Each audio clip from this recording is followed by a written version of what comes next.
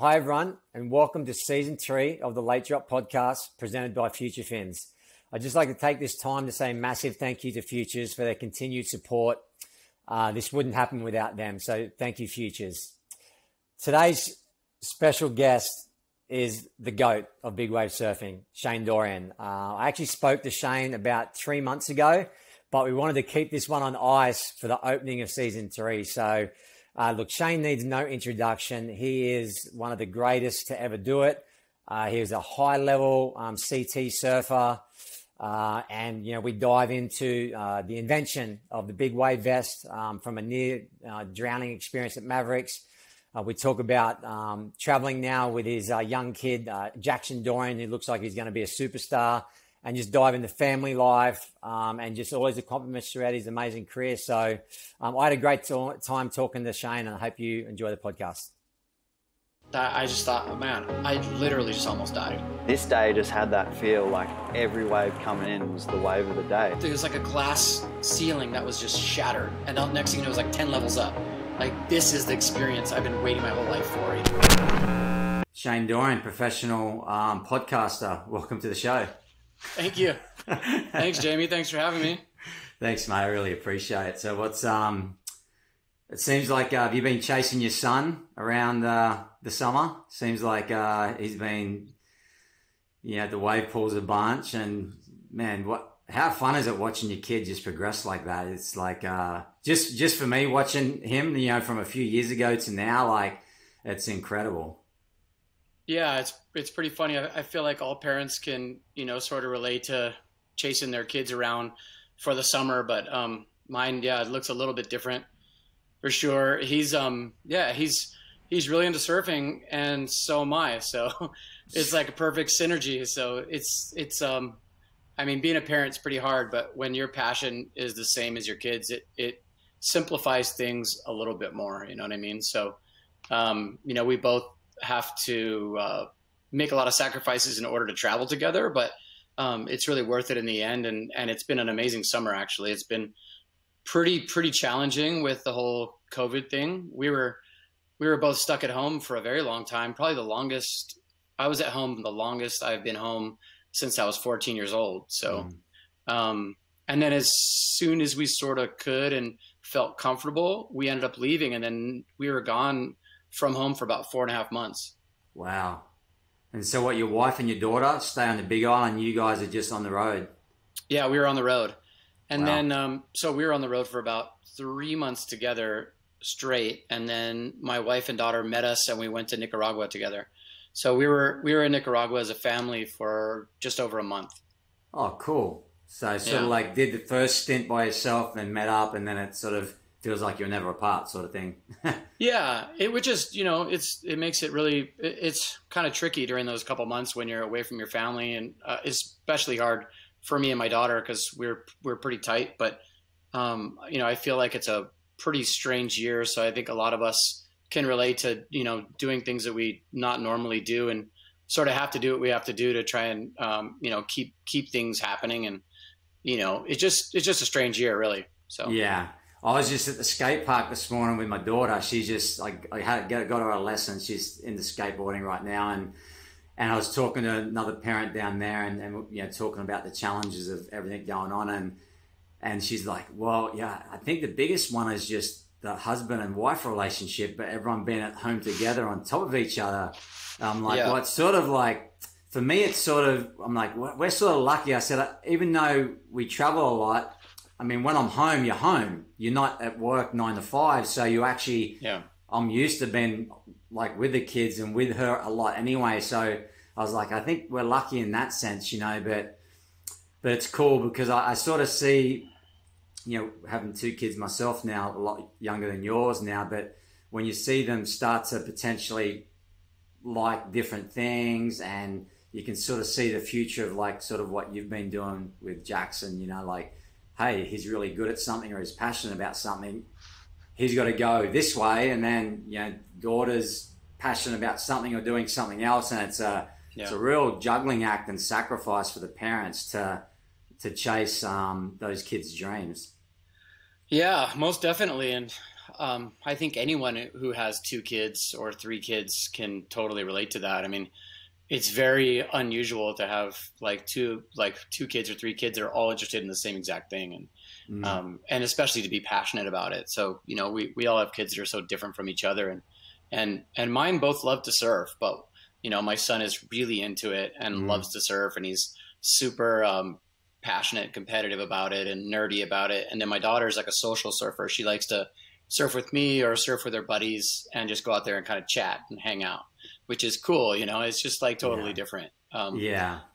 But cool. I'm just super grateful that both of my kids love to surf. That's really, for me as a parent, that's what it's all about, to be able to share those times with them and share surfing with them, because I feel like surfing has given me so much in my life. I mean, even if you erase like my job and the opportunities that come with that, just the sanity and the like, you know, my mental health and stuff from surfing surfing for me, my whole life has always been there, no matter how bad things got or how stressed out I was.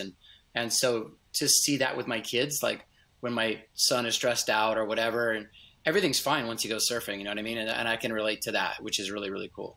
Yeah, I mean, even before the podcast this morning, I had like 45 minutes and I grabbed my longboard and ran out to the point and sunset here and just got 5 waves and came in. I'm like, okay, I feel clear-headed. I'm better, you know, just, and it's not even, again, it's not even the surfing, maybe. It's just the ocean, the salt water. It's just that cleansing feeling. But I mean, going back to you as a kid, like, do you see similarities like now with Jackson to how you were brought up with surfing? Was it different? Like your parents, were they sort of similar bringing you up surfing compared to what you are with your kids? No, it's definitely a lot different. I mean, I'm a totally different kind of dad than my father was. It was pretty funny. I was trying to think about it the other day. My dad never came to a surf competition my whole life. And my dad only came to the beach to whistle at me to come in. He'd never sit there and watch me surf. And I'm totally different. I'm down there like videoing my kid and his friends and surfing with my kids all the time. And you know, my life has been surfing for a long time. So I just have a different lifestyle than my father did. But yeah, my you know, I guess I'm just doing it a lot differently. And but yeah, he's my for sure, as far as Jackson goes, he's in a totally different type of situation because of my job, because of I don't have a normal 9 to 5. I'm able to take him surfing a ton and pour a lot of energy and effort into both of my kids, but especially my son, because we have the same thing kind of happening with the surfing thing. So yeah, he's very lucky grommet. He's you know, he gets to travel, which is crazy. You know, I'm super grateful to be able to take him on surfing trips here and there. And we've done an awful lot of them.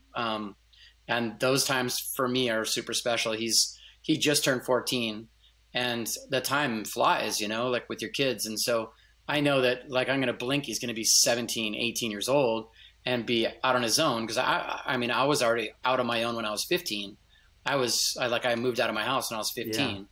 And so I just am trying to soak it all up and really enjoy these next few years because it's going fast. Yeah. Do you think, you know, your dad not, I'm not saying taking an interest, but sort of just like, did that mold you like as a kid growing up, as in like driving you to do that yourself, or, you know, like Jackson has your support obviously. And then if your dad was sort of just there to, you know, he's obviously working a lot and he's just like, hey, Shane, you know, get to the beach, you know, like, was that something that drove you to, you know, because it's such a different style of growing up, you know, and you are, I mean, you know, you're a competitive guy. Obviously, you're a competitive guy and you had to be driven to get to where you are. But I'm wondering if having, you know, because my dad was there all the time, like you, but nearly overbearing.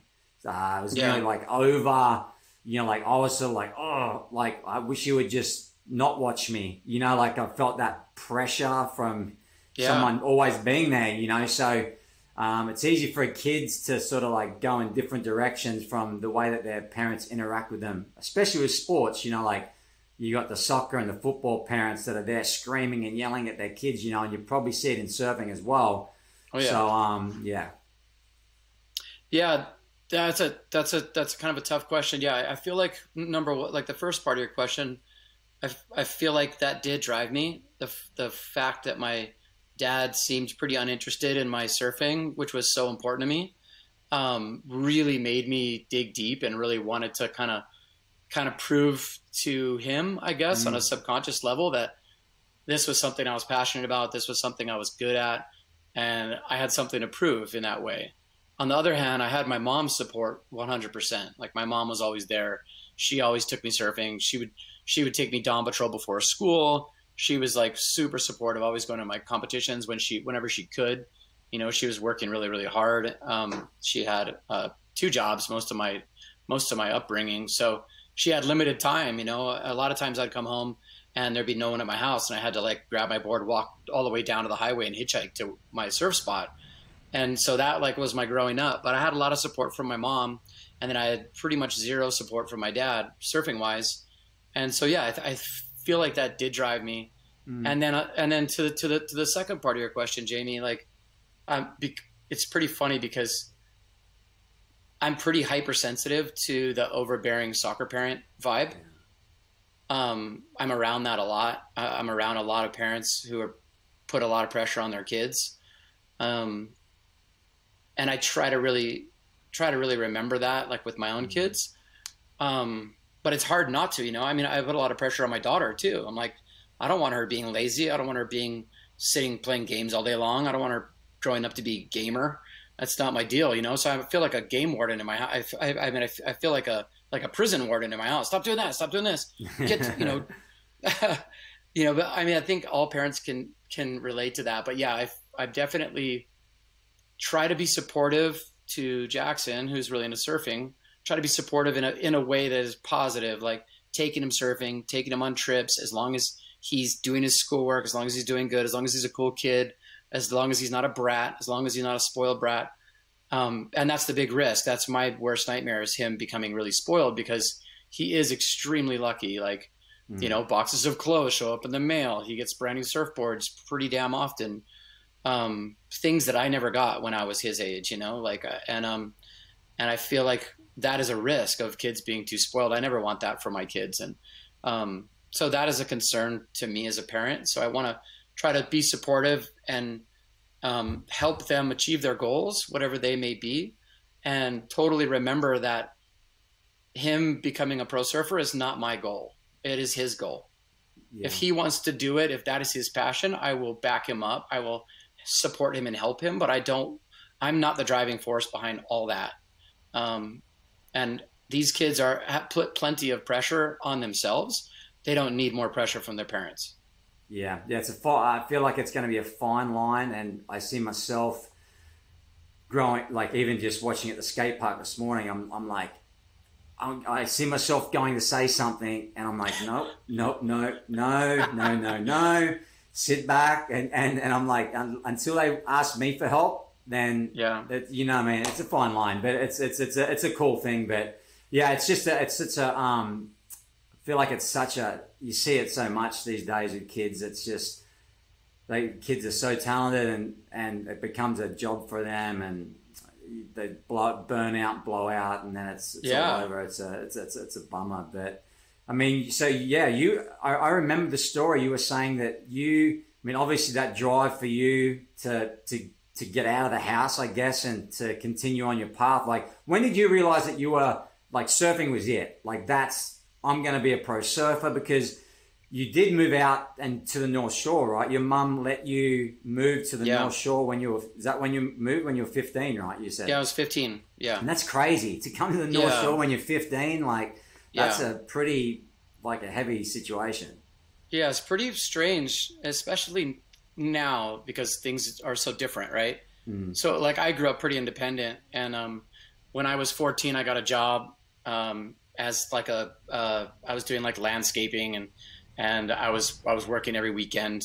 And then when I was 15 and I got a work permit, like a real one, I got a job as a busboy at a restaurant, and so I was trying to save my money and save up to buy a car, which I did. When I was a kid, in Hawaii you could get a driver's license when you were 15 years old. So the day I turned 15, I bought a car, and then I really wanted to move to Oahu. I was really good friends with some other surfers that I competed against. I became friends with on Oahu. You might know him, Jason Magallanes, and Matty Liu and Ross Williams.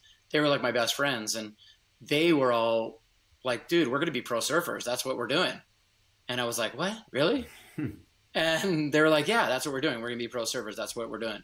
And for me, being from like a little town on the Big Island, there were no pro surfers. There was no precedent. There was no like pro surfer that was older who had done it.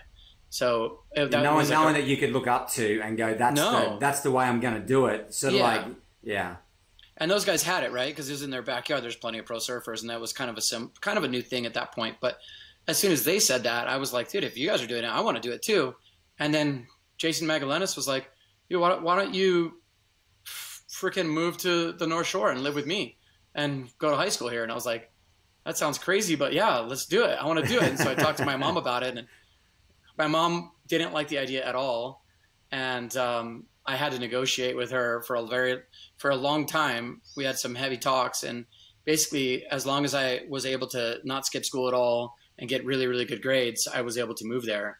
But I had a very short leash. And so I shipped my car over there, and I had my money saved, and I basically lived on Jason Magallanes' floor in his bedroom, and went to Wailua High School every day and went surfing every single day after school with Maddie and Ross and Jason. We were like little grommets on the North Shore. And that was the best time of my life, really. If I look back on it, that was like the best time of my childhood. Like, I grew up kind of, my parents split up, and my dad was an alcoholic, and there was like a lot of like turmoil happening when I was like 13, 14 years old. So when I was 15 and living on the North Shore amongst my peers, my best friends, and they were all on like this rad path to becoming something that they had set goals for, it really kind of set that fire for me of like setting a goal and pursuing that goal. And it was a really neat, independent time in my life for the first time, where I was like, hey man, like the decisions that I'm making are really going to affect what's going to happen in my future. So that was really cool.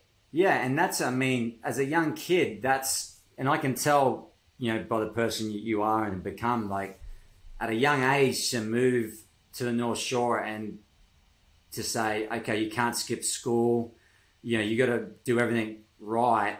To have the discipline to do that at 15 is pretty impressive, but also I guess, like that if you didn't, then you ship back to the Big Island and that's your chance over, but a lot of kids at 15 would mess that up, like guaranteed. Like probably 90% of 15-year-old kids wouldn't be able to have that drive and discipline and mental knowledge to know that, hey, like this is a good thing. I'm on the right path. I've got these goals I really want to achieve, and I'm going to go to school. I'm just going to surf after school, before school. So that's a pretty impressive thing you did. Yeah, it's crazy looking back at it. I was actually a pretty disciplined kid. My mom has crazy discipline, and I think I learned that from her. And she put it simply when she agreed that I was able to go over there, and she was like, hey, this is like the opportunity of a lifetime. Don't screw it up for real, or else you're coming back and you're not going back over there. And so it was like a one chance type of situation for me. Yeah. And so I knew it was a massive opportunity, and so I wanted to make the most of it. Yeah, and you got friends like Jason and Ross and Maddie and all the other crew that you probably started to hang out with. All have it's a bit easier when they all have the same goal, and you guys are pushing each other and trying to get better, and probably start doing contests against each other. And what was that like? I mean, what was it like? When did sponsors start come around, like the Menahuni contest, all that stuff? Like once you moved to the North Shore, that was obviously the start of like all that momentum heading towards becoming a pro. Yeah, it is funny because being like a hot kid back then versus being a hot kid now is two totally different things, right? Like I was getting a box of clothes in the mail every now and then. That's it. I didn't have any like financial support. No one was paying for entries or paying for travel, nothing like that. So it was basically, I was like using my savings, and my mom was helping me a little bit to live on the North Shore. But I was literally like paying like $150 a month to Jason Magallanes' parents to like live on the floor and eat food at their house at night. And so it was a very simple type of situation, but it was such a blessing. It was really cool because I was like this kid, and like I'm from the Big Island, and the waves where I live are small. It's like kind of like California in a way, where like the normal day where I live is like shoulder high or waist high, and then like a big swell where I live is like a little bit overhead. And so I grew up surfing like high performance little waves, and so I was so terrified of the North Shore. I remember the first day I moved to the North Shore, I sent my car, and then 3 days later I flew to Oahu by myself. I got a taxi ride to Young Brothers to where my car was shipped over, and I had this piece of rabbit, super old, had holes in the floor. I had spray painted Metallica on the hood. There was one tape in the tape player, and it was Metallica, and it wouldn't eject. So that's the only tape I had for the whole year. The whole time. Yeah, and so I filled up my car. I drove to HIC. I was surfing for that surfboard company. Sino Magallanes was shaping me boards. So I was moving there. He had shaped me some boards, and I filled up my car with surfboards. I had some big boards too, which scared me. And then I drove to the North Shore by myself, and my car was such a piece of crap that anytime I went over 45 miles an hour, it would start shaking and making a crazy noise. So I was driving on the H1 freeway, like just going like 45 miles an hour. And like I drove over the hill where you can start seeing the waves. And I was like by myself, like a Grom, 15 years old.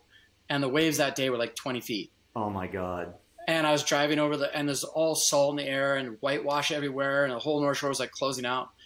And I was so terrified. I remember my heartbeat was just going nuts. And I drove and met up with Jason Magallanes, and he's like, "Hey, we're going to go surf Waimea right now." And I was like, "What?" And he's like, "Yeah, just grab your biggest board, wax it up, and let's go." And so we drove to Waimea with Ross and Maddie and Jason, and the waves were like probably 15 to 18 feet. And they were so excited, zero fear, no hesitation. They were like running into the water. I'm like, wait. I'm like terrified. I'm going to stay here on the beach. And they were like, "No, you're coming with us, and you can just sit on the shoulder." And so I paddled up with those guys, just terrified. And I sat on the shoulder, and I remember like Ross and Jason and Maddie, they went straight to the peak. And I remember Ross and Jason especially were like paddling up the face, like straight to the peak, and paddling up the face and like whipping it on bombs. And they were all like 14, 15 years old. And I remember just being so baffled at that because I was terrified. I never caught a wave that was like really well overhead. Yeah. And I was like, wow, these are my peers. These are my best friends. They're like surfing Waimea, like charging like 15 to 18 foot waves. And like, I remember like Mags is like going switch foot and stuff. And I was just baffled. And I was like, I had like hero worship from my friends, which is super cool. And it was just such a neat time, you know, and like my head was like what? This is really what these kids are doing. And these are my friends. And so I wanted to be like them. Yeah, and then soon after that, I became really, really close with Todd Chesser and Brock Little. And we were all friends, and they kind of took me and Jason and Maddie under their wings. And it was just a really cool thing. So like the next few winters, I started living with Brock Little and Todd Chesser and surfing really big waves. And that became something I just became super interested in. Yeah, that's such a that time, I think, especially for you guys, it's just such a, to have that group, and I'd love to go talk more about that from that first time paddling out there. And then, because how old were Brock and Chesser compared to you? Like, were they 3, 4, 5 years older than you, or? Yeah, so I would have been 15. Brock would have probably been 20. That was like when he first got invited to the Eddy. That was like the first, like the second Eddy, maybe something like that. Yeah. This was like, I don't know what that was, like 87 or something like that. I'm trying to remember, 86, 87. And it might have even been the first Eddy. But Brock was like a kid still. He had just graduated from high school. And Chesser, but they were like already charging massive waves, and they were like fearless, absolutely fearless. And every time the waves got big, they would make us surf with them. Because at first, when the waves got big, we'd go to like Freddy Land or Yeah. like inside reforms and like surf little waves on our shortboards. And they're like, nah, that's not going to happen. You guys can't live here with us and hang out with us. If when the waves get big, you're surfing big waves. Yeah. How long did it take to, like, from that first session to hanging out with those guys to start to feel like a little bit more comfortable in your own skin, getting out there, like starting to have a look at waves and stuff? Did it take a few years, like, or did it start to come pretty quick for you? No, I immediately realized I loved being scared, which was super surprising to me because I used to when I was a kid, I'd look at like photos of like Jerry Lopez, a pipeline and stuff, and just be like, I'm literally never going to do that. That's never going to happen. And just being fascinated by it, but just thinking that wasn't me. And then when I moved to the North Shore, I just got put in a position where I was scared all the time. I really, really was I was like a really competitive kid. Yeah. And so I wanted to be like Jason Magallanes. I wanted to be like Ross Williams and charging these big waves as kids. I could see like the respect that the older guys would give them. And so it was like a fast track. It was kind of like trial by fire, but I realized, man, I actually like getting pounded. I like surfing big waves. I like getting worked. I like being scared. And so I immediately was like, I kind of like joined the crew, and all of a sudden I was surfing bigger and bigger waves. Like it seemed weekly. And so by the end of that first winter, I was already surfing really big, like pretty big Waimea, surfing some outer reefs and surfing big Haleiwa and Sunset and stuff like that when I was 15. And then, yeah, just like right after that, I started surfing really big Waimea with those guys. Yeah. Do you have, what are some of the fondest memories with, like, you know, Todd and Brock, you know, during that period? Because I can imagine, I mean, I didn't know Todd, but knowing Brock fairly well, I mean, that guy would have just been freaking putting you in some hairy situations and calling you out. Oh yeah. I can imagine what it would have been like paddling out to surf giant waves with that guy in his prime. It would have been crazy. And he was like as fearless as it gets. Like when he got older, he really lost that fearlessness. But when he was 20, it was crazy. It was crazy. Like he was so damn hardcore. And when the waves got big, and back then, if you think about it, like there was literally no such thing as water safety. There was no such thing as like a flotation vest. There was no such thing as foam flotation. It wasn't even a wetsuit. We never wore wetsuits. Yeah, it's just trunks and skin. Yeah. Himalayas, friggin' 20 feet. Grab your 9.6 from underneath the house, put some wax on it, and your biggest leash and your trunks, and we're going. Period. That was it. We're not calling anybody, no photographers, no nothing. Just we're out there. And when we got out there, it was like you were expected to not sit on the shoulder. And me being so competitive and like idolizing these guys, I became really, really into like, and I loved it. I loved that feeling of like getting successful rides and overcoming my fears and pushing myself and trying to surf at the top of my ability. And I started really loving it, actually, to be honest. And I remember there was one session, there was a couple sessions at Waimea that were really, really big. I surfed with those guys that were really special. One in particular that was Waimea was like pretty much closing out, like pretty much every set. And I remember there was like 3 sets in a row where we couldn't catch a wave because the waves were too big. We're just paddling over straight top to bottom closeouts. And it was pretty much just me and Chesser and a couple other people out there. And then there was another session where Jason Magallanes and Ross and Maddie and Chesser and Brock all jumped off the beach at Himalayas, paddled out, and the waves were like 25 feet solid. And we were terrified. And the paddle out at Himalayas, as you know, sometimes on a big board, it's hard to get out, right? And we were little kids. And so we get to the shore break area, like between there and Lonnie's, and it was like 6 to 8 foot, like top to bottom waves mushing through. And long story short, the current was ripping us towards Lonnie and Kea. Chesser got out, Brock got out, and me, Maddie, and Ross were like stuck. And I slipped through and got out, and those guys got pushed back to the beach. Those guys didn't make it out. And so all of a sudden I'm out there just with Chesser and Brock without my peers, like without my group of young friends. Yeah. And we got out there and it was 25 feet. And we got out there, Chesser caught like 3 or 4 waves in a row. I kind of sat a little bit on the shoulder. And then Brock caught like 2 or 3 waves in a row, and I hadn't caught a single wave, and I was really scared. And then a set came in, and I remember thinking like, these guys caught 3 or 4 waves already. I haven't caught a single wave. This is like, I'm starting to get embarrassed. And a monster set came in, and you know, that place, it draws you out like, holy crap, I'm gonna get caught inside. And so we go over the first wave, and the next wave is like a solid, like a 25 footer, legit backless one. And I was too deep. Brock was like 20 feet out from me on the shoulder, towards the shoulder, but like only like 20 feet away. He starts turning around. I'm paddling up the face. And I was so pissed and ramped up in the moment that I just turned around and put my head down and just went for it. But the wave was like chopes. Like I tried to get to my feet and knife it, and I was in the lip like this. Oh my God. On like a 25 footer. And I remember just getting hucked and trying to get a big breath on the way down.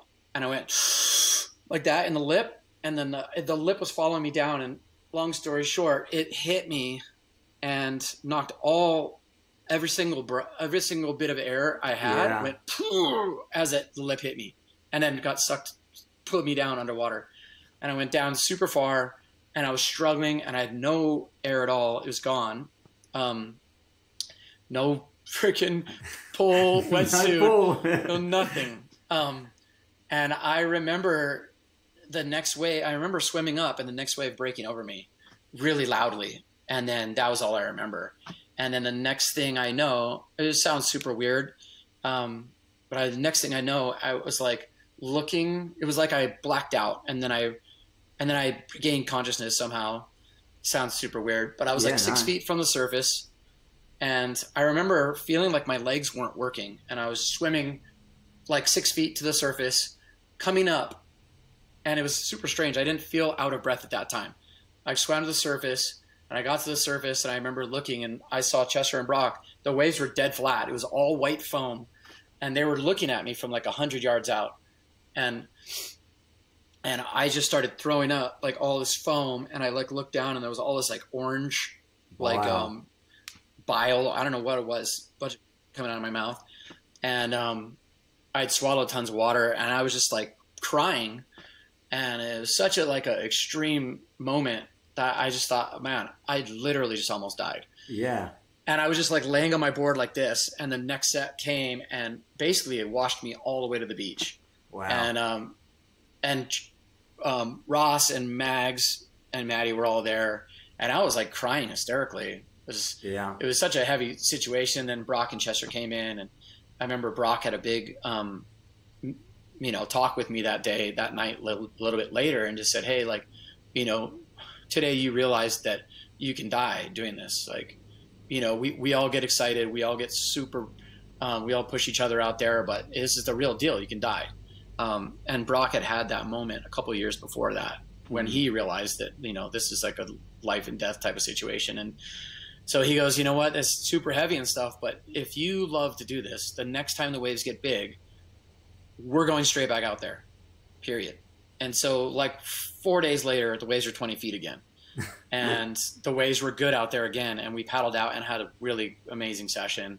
Yeah. And I kind of got back on the horse, and anyway, that was just like a standout story for me. It was like a terrible story in a way where I nearly died for real. And then an amazing story in that, it was just, I had this crazy connection with Brock and Todd Chesser after that. They became like big brothers to me, and I became one of them that day. Like I felt like I came up a level to like, I wasn't a little kid anymore. Like, I got like jumped in the gang that day kind of thing. It sounded like that was the moment where it's like, you realize that I do love this, like Brock said, and everyone has those moments, and you've seen guys come and go where it's all good until it isn't, and then it's like when it gets real bad, are you paddling back out, or are you going to be out there the next session? And the people that really truly love it, they are, and the other people, fade away, and that's fine too. Hey, there's no shame in being scared, because it is scary. It's very scary. It's super scary. Just listening to that story, I got the chills, because I can sense what happened. It's like you sort of black out, and it's like you had a little nap, nap, and you're not, and then you wake up, and it's like, oh wow, like I wasn't struggling to breathe, but probably swallowed some water while you were napping underwater. Yeah. And then all of a sudden you're like, oh, where am I? You know, like, that's it was a surreal experience. And, you know, when you're that age, I think I was like 18. But when you're that age, you don't realize like how serious it is and how much you have to lose. And, you know, I have much different perspective now being the age I am now with a family and all that kind of stuff. But then I felt like I had nothing to lose. Like, dude, I'm going no matter what kind of thing. You know, it's so crazy how your mindset is when you're in the moment when you're 18 years old or 20 years old or nothing, even 30 years old. Nothing can hurt you, kill you as you think, you know. And, and like you said, Brock, you know, I remember as a kid getting there's a VHS tape of the Eddie Aikau, and it was the 1991, that giant year that Brock got the barrel, and he also got that insane drop where he skipped down the face, and that's probably around that same time where you were saying that the guy was just tapped, like not a worry in the world. He would just turn and burn on anything. Yeah. Definitely. And how long through that stage was it? Did you, because there was that moment where obviously Todd died, and then Donnie Solomon. Did you guys surf with Donnie as well? Were you guys around that moment when Donnie and Todd passed away? Yeah. So I was surfing in Waimea the same day that Donnie died, and we were really close. He would come and hang and stay at the house that I lived at on the North Shore, and he was really close friends with a lot of my friends, and we were good friends. And he was just starting to charge, and that was pretty crazy when that happened. And then the day that Todd died, I was at Jaws, and he was supposed to be with me. We were filming, and he was supposed to be with me. He was supposed to fly over that morning to Maui to surf Jaws, and instead he stayed on the North Shore and ended up passing away. And I surfed Jaws all day. I got back to the boat ramp at Maliko on Maui after surfing a really epic session at Jaws, and hearing from friends that Todd had passed away. It was just like a soul crusher, you know, type of situation. Yeah, I can imagine, especially not only just one of your best friends has passed away, but to have like those heroes, you know, like a Brock and Chesser, and to think that can happen to someone like that you think is sort of like invincible. Totally. Must be a really hard pill to swallow, and then to paddle out again and be thinking about that, being like, shit, is that going to be me next? You know, like when one of your heroes has passed away, must have been really tough. Todd was a superhero to all of us. Our whole next generation, like our whole group of, like the whole like momentum generation, that whole group of our friends was like 15 or 20 of us. And Todd was like a superhero to all of us. He was invincible, unkillable. Like he was a superhero straight up. So when he passed away surfing big waves and drowned, it was such a wake up call. I was just like, wow, like if he can die surfing big waves, and he was like a brother to us, right? So we were all crushed for forever. Still am, really. Yeah. But it was such a crazy realization that you really can and will die doing this if you make the wrong decisions. Yeah. You can continue to push the limits and it's advice. So when did you decide between, like, because at this moment you're like falling in love with big surfing, you've got the ultimate crew, but you've also got these guys that are like, I'm sure Kelly's involved in this scene has come in as well, and Ross and Pat O'Connor, all those guys, right, have come in, that momentum generation. And like, when does like the love for big waves and also actually trying to get on tour, when does that all happen for you? Because you spent 11 years on the ASP, on the CT. So when does that all change and you decide, hey, I'm going to go chase the tour like these guys? Yeah, it's pretty crazy. So I was a terrible amateur competitor. I was never very good at competing. I didn't win a ton of titles. I wasn't like going to the nationals every year and all that kind of stuff. But I wanted to. I was really competitive and I liked competing. I just wasn't very good at it. And then, I don't know. I stuck with it. And then when I graduated high school, Todd Chesser was living California in the summers. And he said, hey, when you graduate high school, move to California, live with me, and start surfing some pro events. So I did that. I started surfing some pro events. I started doing better and better. And then the next year after that was the first year of the WQS. I started riding for Billabong. I started traveling to events, and I ended up qualifying that first year that they had the WQS. Oh wow! First ever year. That's crazy. Yeah, and so Kelly was on the tour the year before us, but it was me, I think, Rob Machado, and maybe even Pat O'Connell all qualified the same year. Wow, that's awesome. And then throughout, you had a successful career. You won a ton of events, and then was it the whole big wave thing still like active in your mind? Like, I'd rather be doing that, or are you pretty focused? I mean, you're on the big stage. You've got to be focused and trying to compete at the highest level. Were you just getting big waves when you could, in between focusing on the CT? Yeah, I mean, I never lost my love for surfing big waves. I've always loved it. But when you're competing on the world tour, that takes up 90% of your time. When you're not surfing in events and out of the country, you're training and focused and preparing for the next event. It's so all consuming, especially when you're trying to win a world title or even just stay on tour and requalify.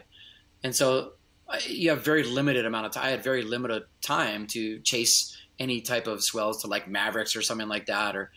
So for, that period of my life when I was competing full time, which like you said was like 11 years straight, was I basically focused purely on competing. And then the last like 2 or 3 years of being on tour, I started really getting burnt out, and I would find myself competing in heats and having zero emotion tied to the result. Whether I won or lost, I was like emotionless. I didn't have like the stoke of winning. I didn't have the agony of losing. When I lost, it just meant I got to go home earlier.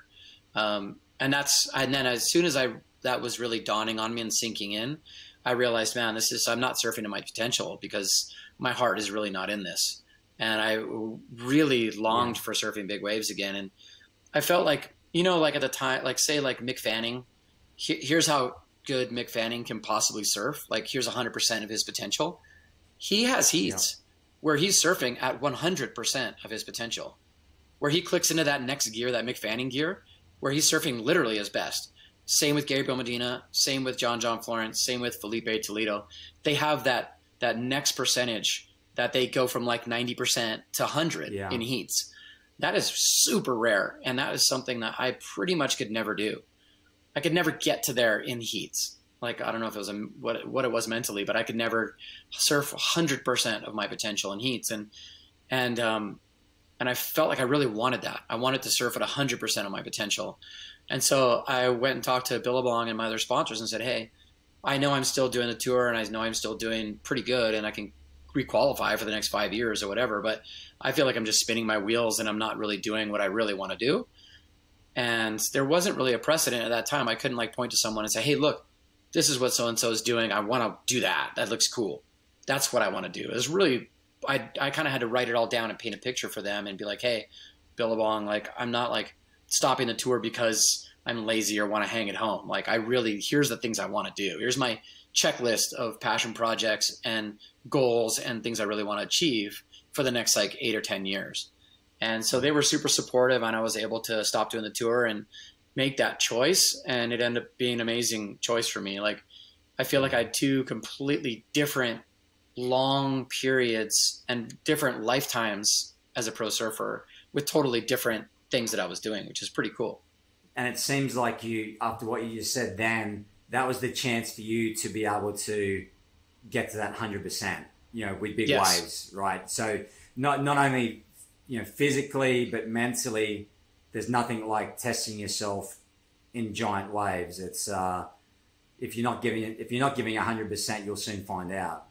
So yeah, I mean, I immediately went from like kind of going through the motions with what I was doing to fully committed and excited. Like I started like ramping up my training, started training like an animal, started like switch.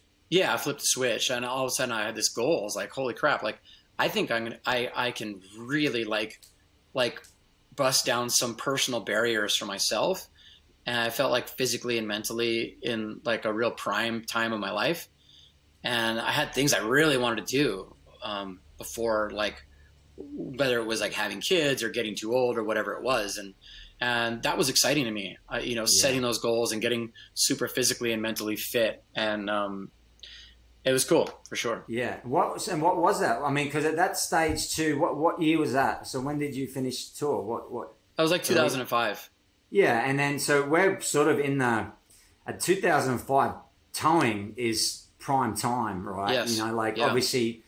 Obviously everyone's still paddling certain ways, but it's not obviously like it is now. But because I remember the story too. Like you called up Ian, right, and said, "Hey, you want to be my partner?" And I mean, I know Chopu was a big focus, towing in and stuff. But I'm interested to hear about those, like when you had those checklist of goals. Like when you finished with big waves, like what were some of those goals that you wanted to achieve with big waves? I mean, I really just wanted to push myself like really hard. And toe surfing was huge then. And, like paddle surfing was on the back burner. Like waves were the way people thought about big waves then was whichever wave was biggest and gnarliest. Didn't matter if you towed into them or paddled into them. It was like people were comparing toe surfing to paddle surfing. Yeah, they were both basically the same. And so these guys were really gnarly at paddle surfing, and they just kind of no one was really focusing on those guys for a while. But and then so it was really fun. Like I called up Ian Walsh and said, "Hey, I really want to start surfing a ton in big waves, and let's do this. Like let's be tow partners at Jaws. Let's be tow partners at Chopes." And then soon after that, and so we started doing that. We started surfing really big waves all the time, tow surfing and stuff. And then around 2009, we started talking about paddling Jaws, and it had been paddled before that for sure for years, but it was there was like a size limit of when guys were paddling it. And it was like on days when they were like really substandard days, because you literally couldn't paddle Jaws. You couldn't paddle it. No matter how bad you wanted to paddle it, you couldn't paddle it because there's like a jet ski, like a jet ski parade. You remember those days? Like there'd be 50 jet skis out there tow surfing. Yeah. Like you could be like, imagine jumping off the ski with a gun and paddling out there. People would just be like, beat it. You know what I mean? Yeah, like, they wouldn't have given you a single wave. They'd have sprayed you in the face on the way down into the barrel. Even if you paddled straight to the peak of Jaws, they would have never given you a wave. In fact, they would have made sure you didn't get a wave. Yeah. And so it took a little while, but there was like a paradigm shift of like, okay, guys were starting to paddle some really big waves now. We started paddling, obviously really big Waimea. Everybody started paddling really big Mavericks. People started paddling really big outer reefs, and in other places in Australia and stuff like that, and Europe.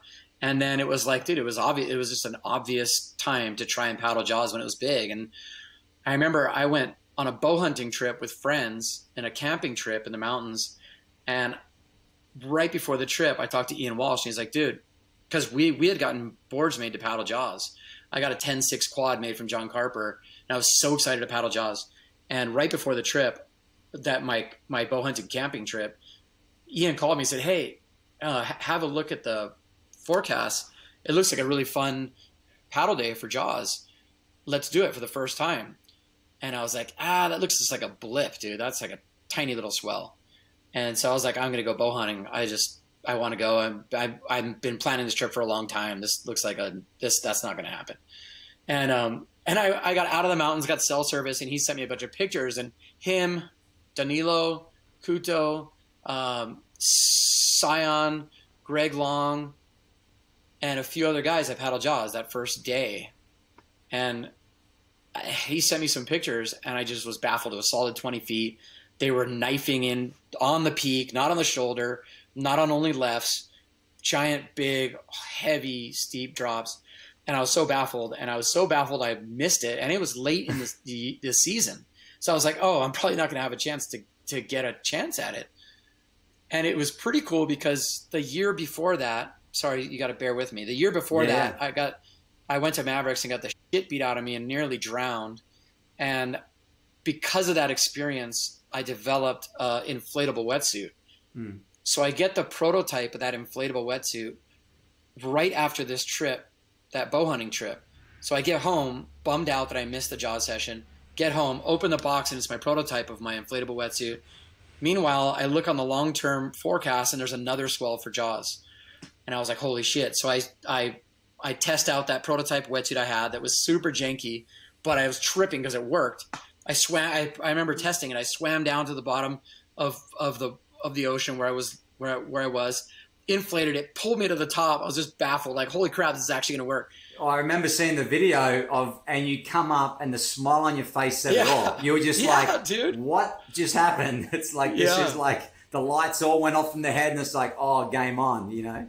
I remember emailing all you guys. I had you guys all on like a long email list. And I remember emailing all you guys just going, hey, like, this thing works. Like, this thing I just got, it works. I don't know what it means. I don't know if any of you guys have any kind of interest in this, but it freaking works. And we're going to make a ton of them. Like, I was so psyched. And anyway, so jump back to so I tried it out. There was the swell at Jaws. It was on the way. I called Ian. I'm coming over. And I got over there, and that next swell was insane. Like pretty much like a 10 out of a 10 swell at Jaws. It didn't even look that great on the map, but it ended up being like an incredible session. And I had my board that I ordered just worked perfectly. I'd never ridden anything bigger than a 9.6. I'd never ridden a quad. I'd never used an inflatable wetsuit because there was none. There was no such thing. And my suit worked incredible. The board worked incredible. The quad setup worked incredible. We had water safety. Jaws was insane. I got barreled on a freaking massive wave. And that wasn't that October day? That was before that. No, that was the year before that. Yeah. And yeah, I mean, it was such an epiphany moment. Like, I had surfed really big waves on outer reefs of the North Shore. I'd surfed really big waves at Mavericks at this point. I was surfing really big waves at, Phantoms and Himalayas. And I'd surfed really big waves at Waimea and around the world. And I'd tow surf Jaws. And they were all like, I thought I had reached the pinnacle of my experience and tow surf like 30-foot chopes. Yeah. And that one session paddle surfing at Jaws, I remember just going, wow, there was like a glass ceiling that was just shattered. And next thing you know, it was like 10 levels up. Like, this is the experience I've been waiting my whole life for, you know? Yeah.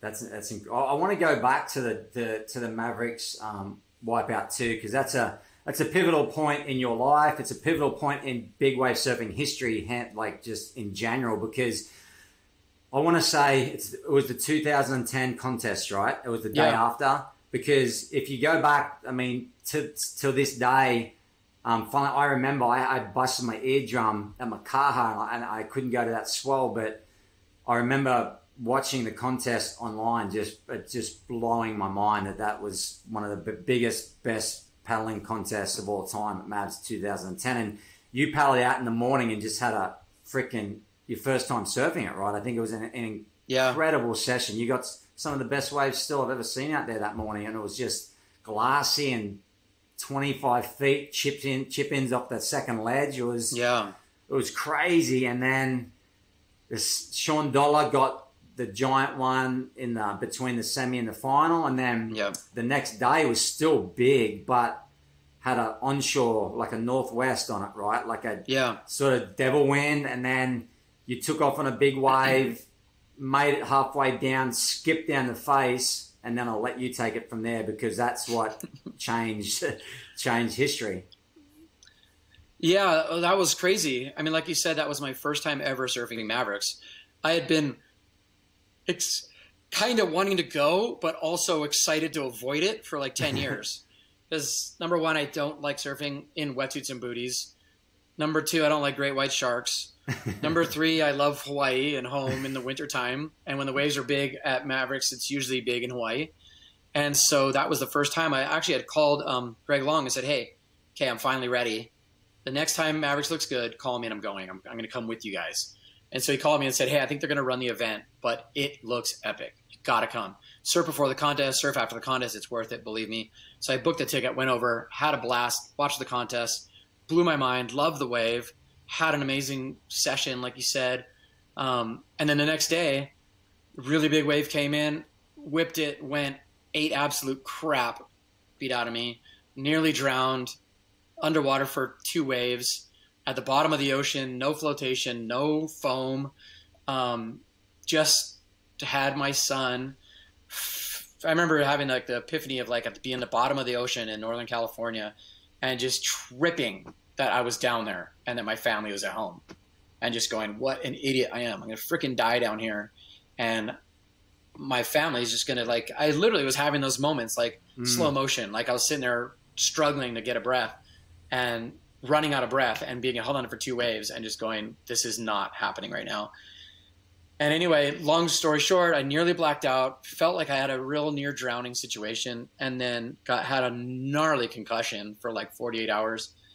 And then that day, the next day, getting on a flight, San Francisco airport, and just going, I don't know if I can surf big waves anymore. You know, I have way too much responsibility, too much to lose. This is way too dangerous. I nearly died. Had way too many friends die already. I really got to rethink how I can justify this.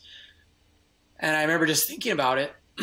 And then they did like the safety speech, and the lady's like, oh yeah, you know, like watch out for the overhead compartments and turbulence and the front thing in your seat. And under your seat is an inflatable vest. And she had the vest on, and on the little screen, it was like, you just pull these 2 tabs and poof, it'll inflate.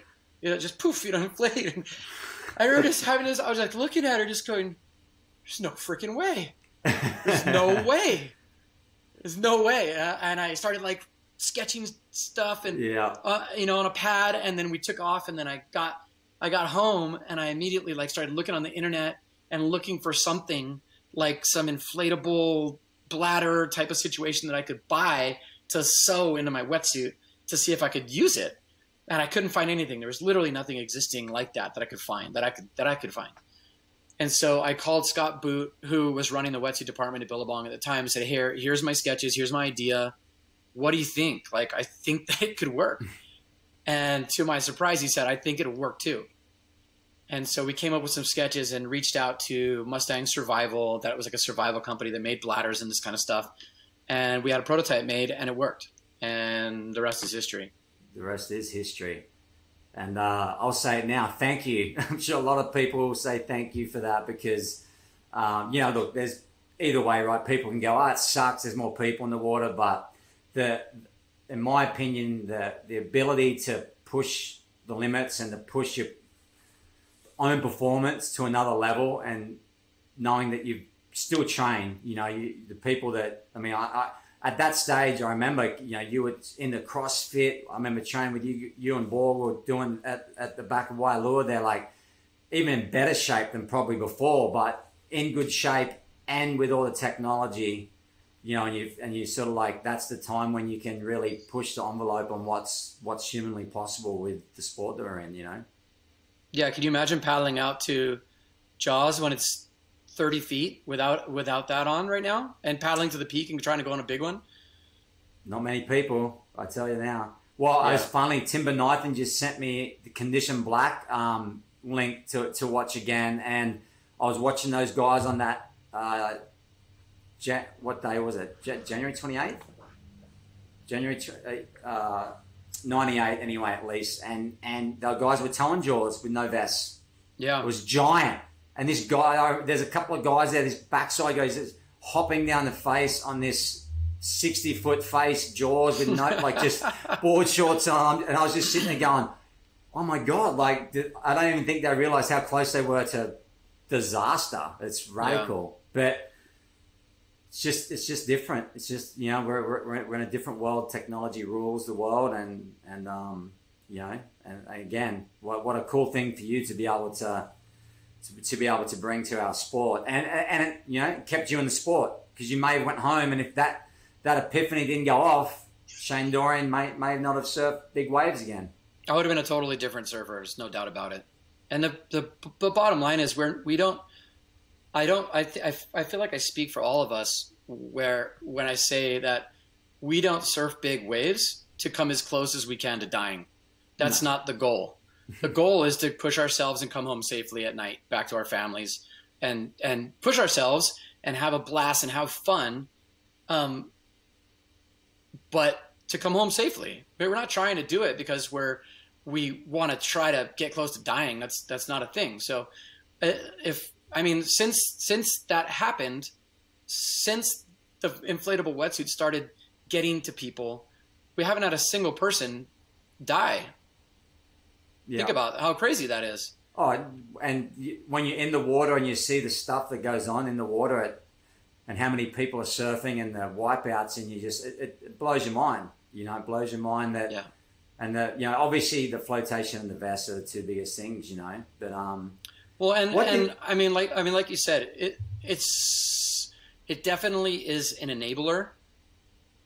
Having that feeling safer makes human beings want to do things to push the risk up. And there's plenty of people out at Mavericks. There's plenty of people out at Jaws now that would never be out there if they didn't have inflatable wetsuits on. And everybody's like taking off on waves and pulling their inflatable wetsuit going straight. And that's terrible, but it's way worse to have people passing away. Totally. And so I'd rather have crowded lineups than having people die. It's just, I just think that we're way better off for it. Yeah, 100%. And then speaking of equipment, like you went super heavy with JCs right at the start when JC started making those boards, and then the paddle quad. With Futures?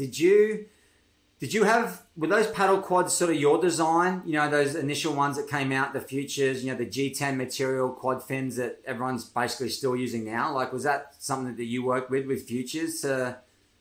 I think that Greg Long had designed a set of Future fins for maybe Mavericks that like the year before, 2 years before. So they had an existing couple sets of quads that they sent me, but it was like prototype type stuff. And as soon as I started riding them, I gave them feedback. And I think that was before they actually made the Greg Long fins. But yeah, they as soon as it was funny because I that first day at Jaws I ever surfed out there paddling, my board worked as good as like 10 out of 10. Board was perfect. Like fast, reliable, perfect weight, maneuverability, just speed through down the line, like making big sections. And then I broke that board. Actually, I broke my leash and it went into the rocks and disintegrated into a million pieces. And then I had a backup 9/8 that was like a Waimea board that I tried to paddle back out there with. That was a thruster, and it felt like I had a huge anchor on my board, like dangerous.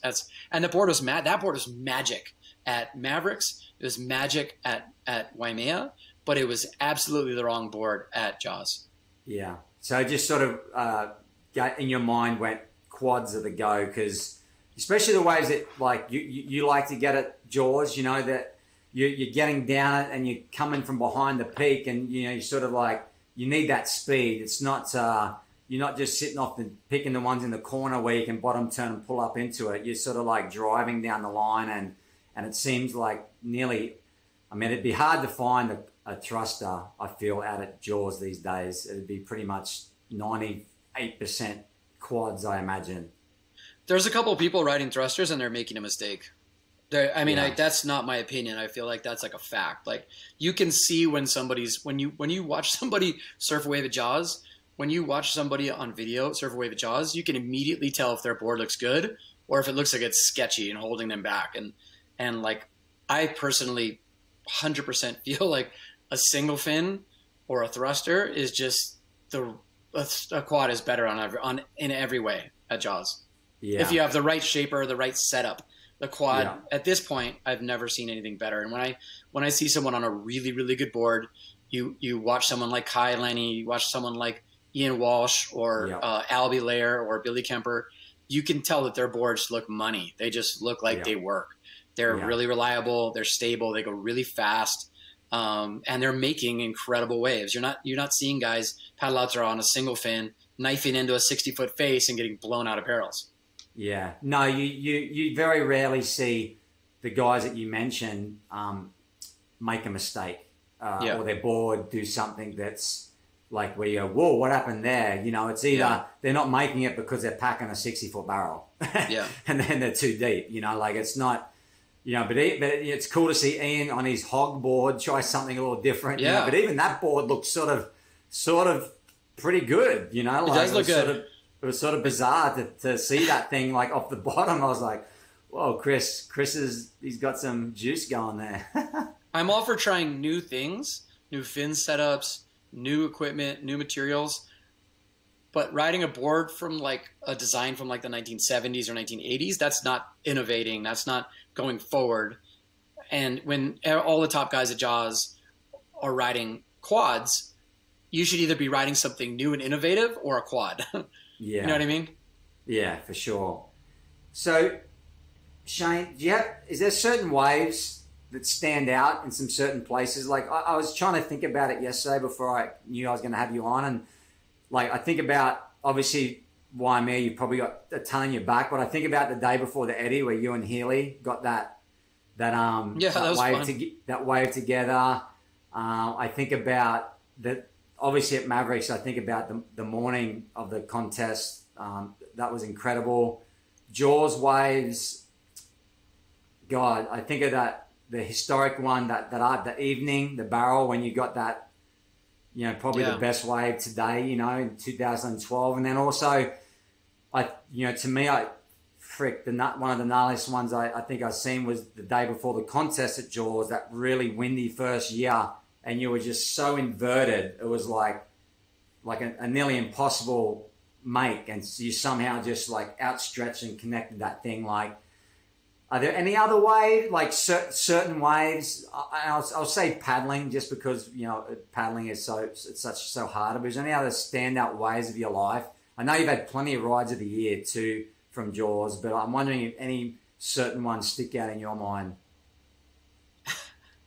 All those ones you mentioned. All those ones, I just answered the question for you. Well, there's certain waves that are unforgettable in your life, you know, that you'll never ever forget. Like that one at Mavericks. I mean, the one at Mavericks early in the morning. I think that was like my second or third wave ever surfing Mavericks, and I got an in and out deep barrel, and it was so cool. Like that never happens there. Ever happens. Never happens. Which is so cool, right? It's so neat that it doesn't happen, and then it happened. I somehow was in the right place at the right time to catch that wave, and I didn't have all this data in my mind that it doesn't happen. So I saw the barrel. I'm like, oh, I'm getting barreled right here. I wasn't like, oh, Mavericks doesn't really barrel and make it out. Like you just go around these sections. Yeah. Because when you watch videos of Mavericks, the sections happen, but they clamp. That one, I didn't have like a predetermined. I didn't assume that it wasn't going to be makeable. I was just like, oh yeah, pack it, stall, and so it worked out. It was really cool, and just that, like, it was 15 years of me watching videos of Mavericks with all this anticipation, and then having it all come to fruition and having an amazing experience. That was really cool. The one with Healy at Waimea was like, I had grown up surfing Waimea since the time I was 15 years old, and it literally decades had passed. And that wave at Waimea, catching a legitimate closeout, is something that very few people ever have the chance to do. And when they do, they rarely ever take that opportunity. And to do it with one of my really good friends, and how exciting it was. And when the wave was coming in, me and Healy were both right there. We're like, yeah, like just so psyched. And then we both like straightened out into the closeout, and we both like jumped as it like exploded and was going to mow us down anyway. And we came up in the middle of the bay, literally in the middle of the bay. And we were just like hugging and high-fiving and just like so happy. And then of course, like the ones at Jaws, they're like those, exactly what I was talking about. Like say, like you got a guy like Mick Fanning or Felipe Toledo that can surf at 100% of his potential. We all know what 100% feels like to us, to our potential. Everybody who ever surfs, they have that one wave that sticks out. Like that was 100% for me. And I had a couple waves at Jaws, like that one in the evening in 2012. I had a black and red board, and it was in the evening, and I like put my arms wide and had that massive spit. I felt like I'd surfed 100% of my potential, and that is a neat feeling. You know what I mean? Like no matter how good you surf, how bad you surf, if you surf for a long time, you realize those waves don't come along very often. So I feel like those are unforgettable, and those are the ones for me. Do you think, I think back of the El Nino year, you know, like 15, just that run of waves we had was incredible. Yeah. Do you think that moment in time, because you seem like, I know you struggled with some injuries and some back issues the last few years, but it seemed like you were pretty primed in that zone. And I mean, you're obviously the performer of that year. There's hands down, no doubt. Do you think that was those 3 to 4 swells that is the pinnacle of your performance, like say out at Jaws, that El Nino year? Yeah, I think it was. Yeah. I felt great that year. I felt really good. My body was I didn't have injuries. I was in really, really good shape. My boards were, everything was perfect. And I went to Jaws 11. I went to Jaws 11 different swells that winter. And yeah, I was going there, staying with Ian Walsh. We had just such a good program, and just got in the zone. Like our equipment is right, everything was right. And yeah, I feel like my performance personally, that was a definite peak for me, like a pinnacle for my life surfing. So, and age-wise too, right? Like that, no matter how bad you want it, if you're 15 years old and Jaws is the best it ever has been, you're never going to surf your best. If you're 50 years old and Jaws is the best it ever is going to get, you're probably not going to surf your best. But I was in the perfect age. Yeah. In 2015, my age, I was still in my peak physical condition. Mentally, my mindset I was super hyper aggressive, really, really confident. I didn't have any insecurities or I wasn't like confused about why I was out there and what I was doing. It was just kind of like a perfect storm, like mindset wise. And so that's when you want those big swells to happen. That's when you want those El Ninos to happen. And it was kind of, for me, that window of opportunity for me personally is when those swells were happening. So I feel really, really grateful that the timing was right. Yeah, it seemed to me anyway, just watching you in the water and being out there, just that it was nearly like what they call the flow state, yeah, with the athletes, when they just get into that zone and you can nearly do no wrong. Like, I mean, I saw a couple of like personal times where I was looking at you going over and you're just like stomping on that front foot when all you feel like you should be doing is stomping back just to get down that thing, and then you're like, oh my God, what just happened? And then you see yourself kick out in the channel and you're like, made that thing, and there was lots of those moments, and it just seemed like that year was just a special year just in surfing history for big waves, but just for you in general, it was incredible to watch. Yeah, it's cool when you get in the zone like that, and you're feeling super confident, swell after swell, wave after wave. And I'm a little different in that, like, there's a lot of people like say like Billy Kemper or Albie, they get like an incredible wave, like say like a 9 out of 10 for them. They get blown out in the channel at Jaws. Billy starts kicking and scratching back to the peak because he wants another one.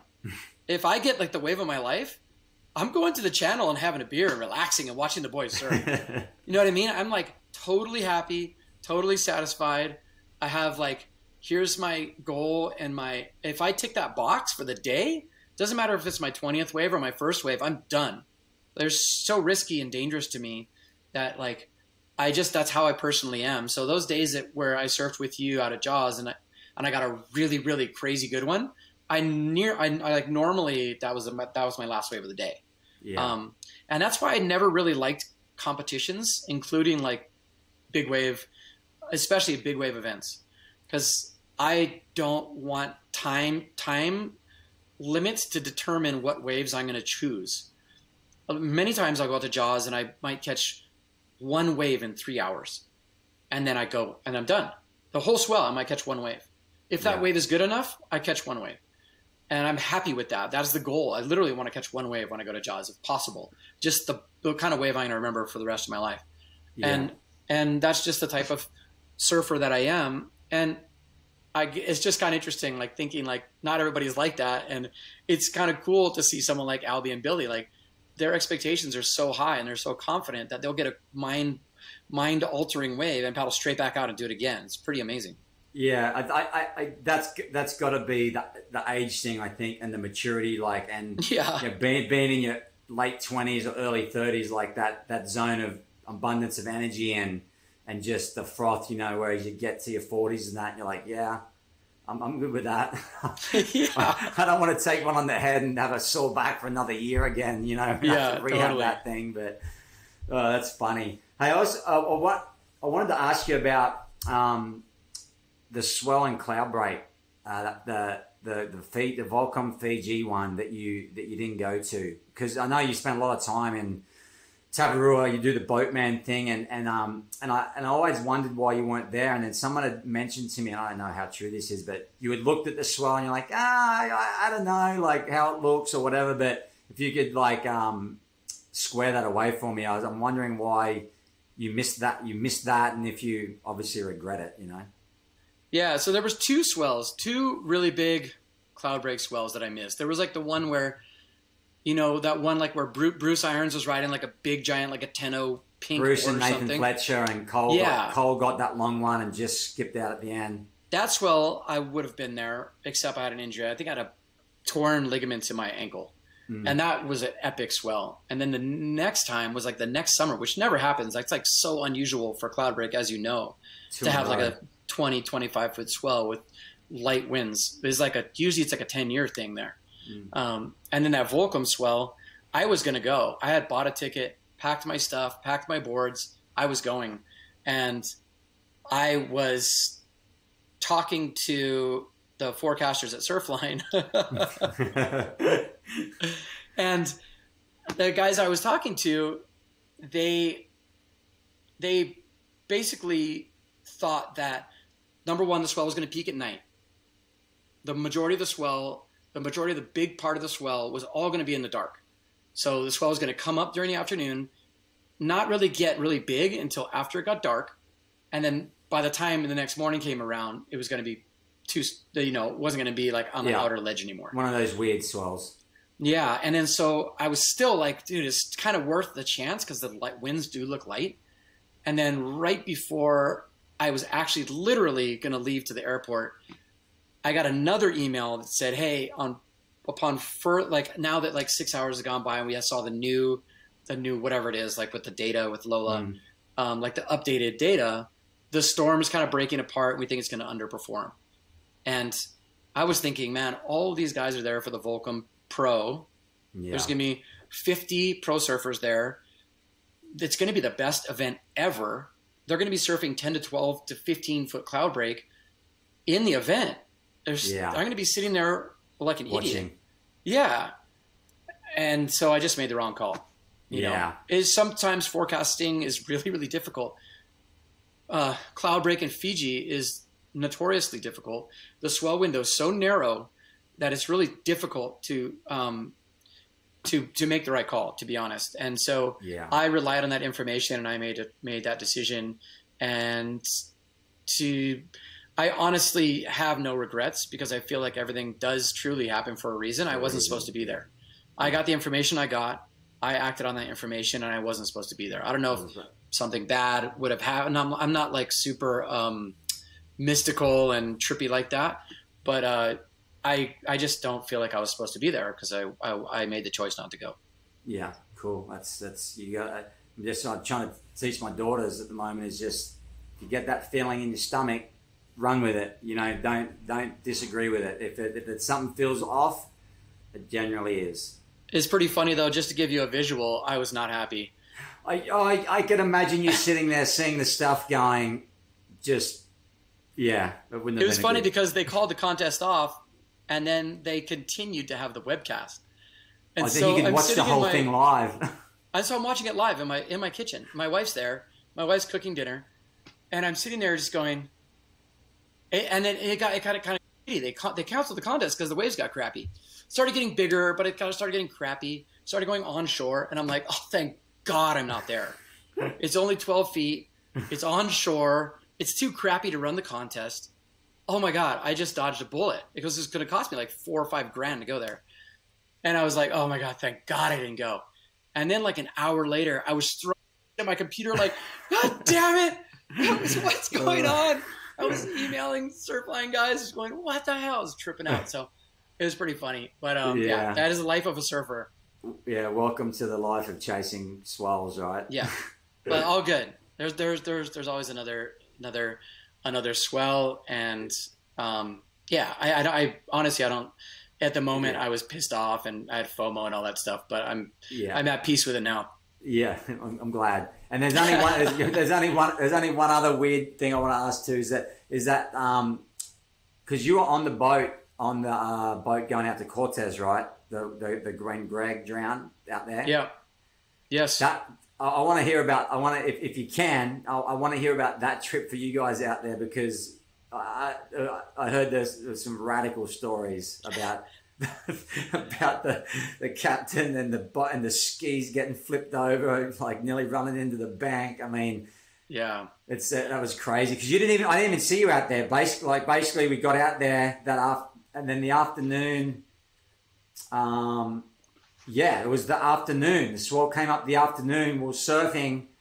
The incident happened with Greg.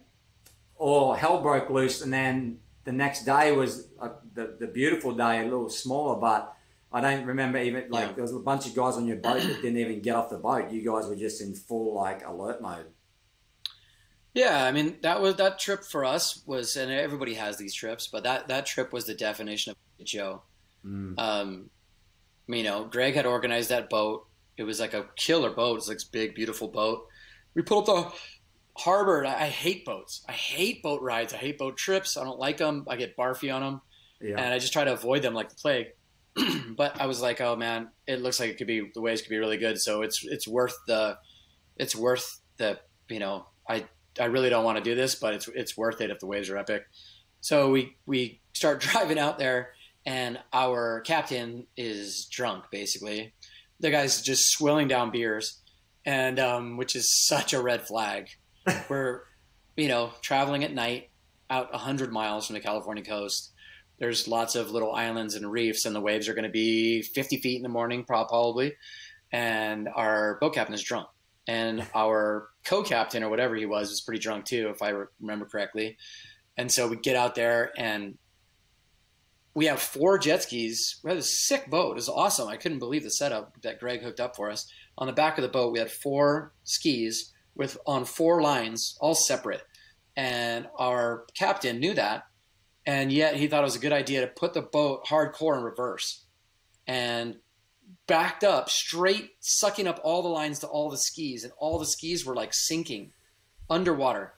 And we ended up spending like 4 hours trying to get the ropes. They were all like sucked up in the motors of the boat. It was, and we were drifting in the currents.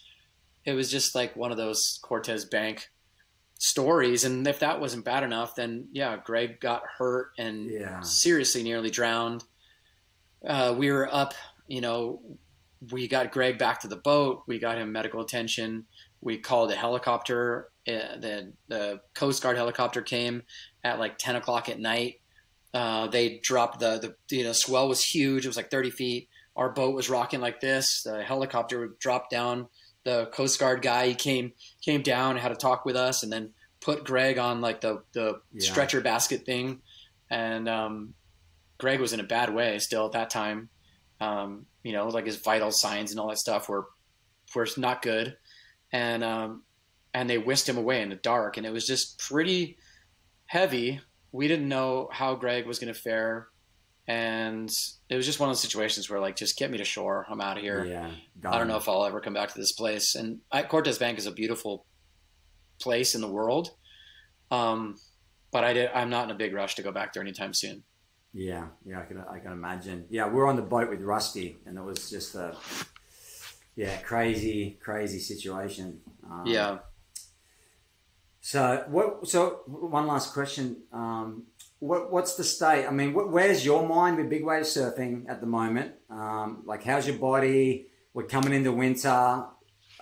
If we see a nice, big, perfect Jaws swell, are we going to see Shane Dorian in the lineup, or is he sailing off into the sunset, or what's the future? I don't know. I honestly don't know. To be completely honest, obviously, if it's not obvious already, it's not like my number one focus anymore. Yeah. And as much as I still love big waves, and as much as it's still in my heart, and I love the wave at Jaws.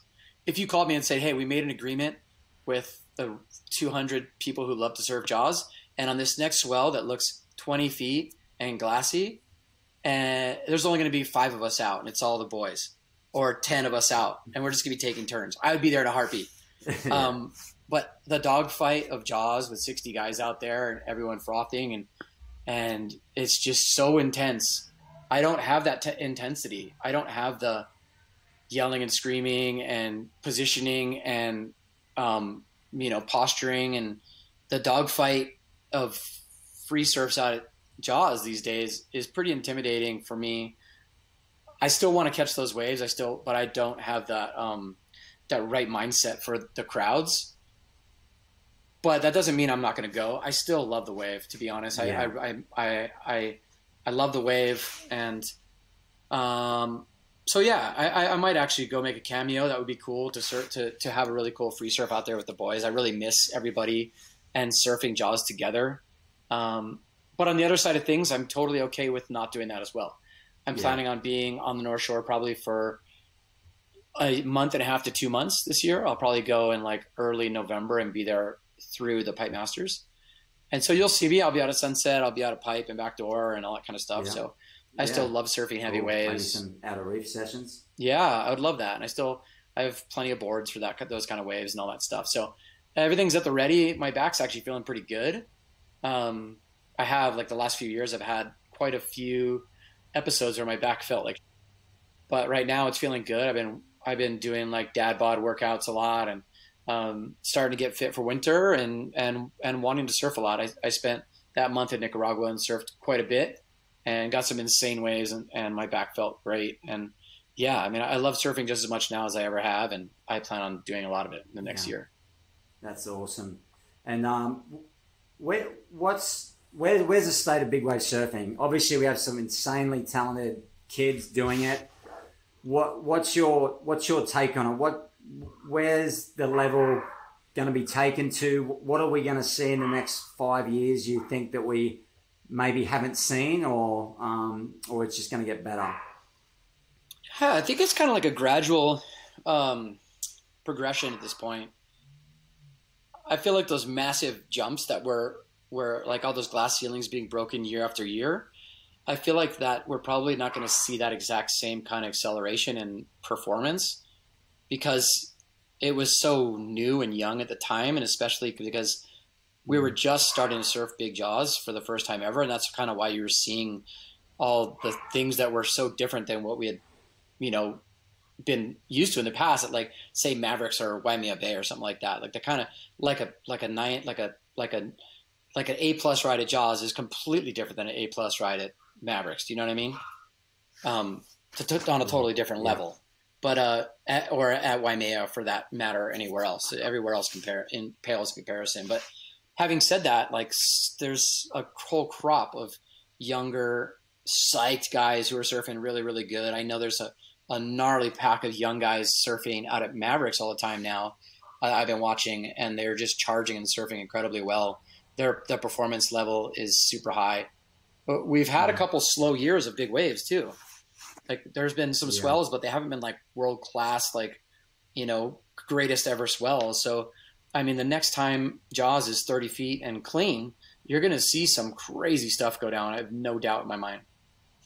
Yeah. Yeah, it's going to be fun to watch. Just what Billy and Albie and Ian and Kai are doing on those 18 to 20-foot days, maybe a bit touch. Like, you add an extra 5 to 10 feet on top of that, and they're doing the same thing, and whoo, it'd be fun to watch. Yeah, how was the wave that Ian got in the Jaws event a couple years ago, that was just like just incredible when I watched that back now. And then the wave that Billy got last year at Jaws, that he won the ride of the year, where he's just on the foam ball. We're starting to see, we're continuing, I guess, but it's really starting to see like this like rise of like, wow, these like the best guys are surfing really big waves like Pipeline, like Chopo, you know, and on boards that are like 10 feet long. And I think we'll see more and more of that. And I'm excited to watch it and hopefully be at least a part of it on maybe not the same level as I once was. But there has to be a time. I always told myself that I'm not going to be that guy who's like kicking and screaming and be that old crusty guy, like trying to still go out there and catch like 12 to 15 foot waves when everyone's catching 25 foot waves. I don't want to be that guy either. So I'm totally happy with the sessions I've been a part of and the waves that I've ridden, and I feel totally fine with that. And if surfing big waves is like pumping Cloudbreak or Sunset or big backdoor waves for me now, if that's what they are, I'm totally happy with that. So as long as I'm pushing myself on a relative basis for where I am in my life, I'm happy to do that. Yeah, that's awesome. Well, awesome, mate. I usually finish off with 5 questions. I've been asking all the boys. So question 1 is that, and I know what you're going to say, but the best big wave in the world. Yeah, you should say the second best wave in the world. The second best biggest big wave in the world. Jaws. Yeah. Of course. Yeah. What's the scariest? What's the heaviest wave you think? To me, it's Jaws. Yeah. And the reason I say that is because Mavericks is terrifying to me. It really is. It's super scary. But Mavericks is kind of big and gnarly, but it's to be totally honest, it's not that great of a wave. It's not like a perfect wave. It's like huge wave and super steep and gnarly, and you get to get an incredible ride. But Jaws is perfect. It's literally a perfect wave. You can get you can catch a 50-foot wave out there and get a 5-second barrel. Yeah. Literally. I mean, it hasn't even happened yet, but you're going to see guys get paddle waves out there in the future that are way better than any tow wave that's ever happened out there. And it's going to be nuts. Someone's going to catch a wave like Aaron Gould's wave from deeper, if it's like a wave like that big, but it focuses on a deeper peak and doubles up and get a straight up like a 5-second 60-foot barrel. That's going to happen. It's inevitable. I don't know whether it's this year or 15 years from now, but Jaws is terrifying because the bigger it gets, the better it gets. And when you don't go on a huge one at Mavericks, you can be like, ooh, that wave kind of looked like it anyway. But the waves at Jaws aren't. You know what I mean? Like, you're not going to use that excuse. You can't be like, oh, that wave looked like crap. It's just like spitting barrel. It's like a barrel spitting at the end. Classic. What do you think the most underrated big wave in the world is? The big wave? The most underrated big wave? Yeah. Probably Mullaghmore. Is that how you say it? Yeah, Mullaghmore, yeah. Yeah. I mean, it's underrated because everybody's too smart to go there. It's too cold and gnarly. Yeah. If you look at Tom Lowe's paddle wave last year, that was pretty mental, and I think that the ceiling can even be risen on what he did, you know. But totally. I mean, that wave was incredible, but you're right. I mean, they got a ways to go on that wave, and that wave is legit. I mean, it's a top to bottom super gnarly barrel. Yeah. It's like gnaraloo, but 30 feet. And if you want it bad enough, you're going to get like the best wave ever ridden there. It just is terrifying and freezing cold. Yeah. Yeah, too cold. What's the one big wave in the world that you haven't surfed that you would like to surf? Or that you would like to have surfed in your prime, if you put yourself into your prime, like somewhere that you haven't, that you would have liked to have gone at? I'd say Cloudbreak. I've surfed Cloudbreak a billion times, and I've surfed Cloudbreak like 12 to 15 feet, but I've never surfed it like it was during the Volcom Pro. You know, obviously I look back on that time and go, man, I really feel like that is the perfect swell for me. Like, I feel like I probably could have got the best wave of my life that day, maybe a few times over. So if I could go back in time and surf one swell, and one place I never surfed like that before, it'd definitely be that day at Cloudbreak. Awesome. Good answer. And then the next big wave discovery, the next Jaws or the next Nazare, that's just, where, do you have any idea where you think that could be? Probably Ireland. There's waves in Ireland that are incredibly huge, 50 feet, and sometimes the wind is absolutely perfectly offshore. But there's a lot of limiting factors, and like logistically, they're nightmares, really difficult to, I think the places that are what you're talking about are places that are really difficult to forecast and that are really problematic with weather. Places like southern Chile and like northern Europe, like especially Ireland. But there's some waves in Ireland that I've seen photos of and videos of that look like Jaws, but just as perfect, and just as big, and just as scary. But they're just very hard to forecast, and you need really good logistics, and it's hard to do. And it's very, very, very cold. Very cold, very cold. So yeah. All right. Well, Shane, thanks very much, mate. I know you're a busy man, and I really appreciate your time. And it's been awesome to have the chat. And I'll see you in the North Shore pretty soon. I'll see you soon. Yeah, no worries, Jamie. Thanks so much for having me. It was a lot of fun, and I'll see you soon. We'll be surfing on the North Shore together. All right, buddy. Thanks.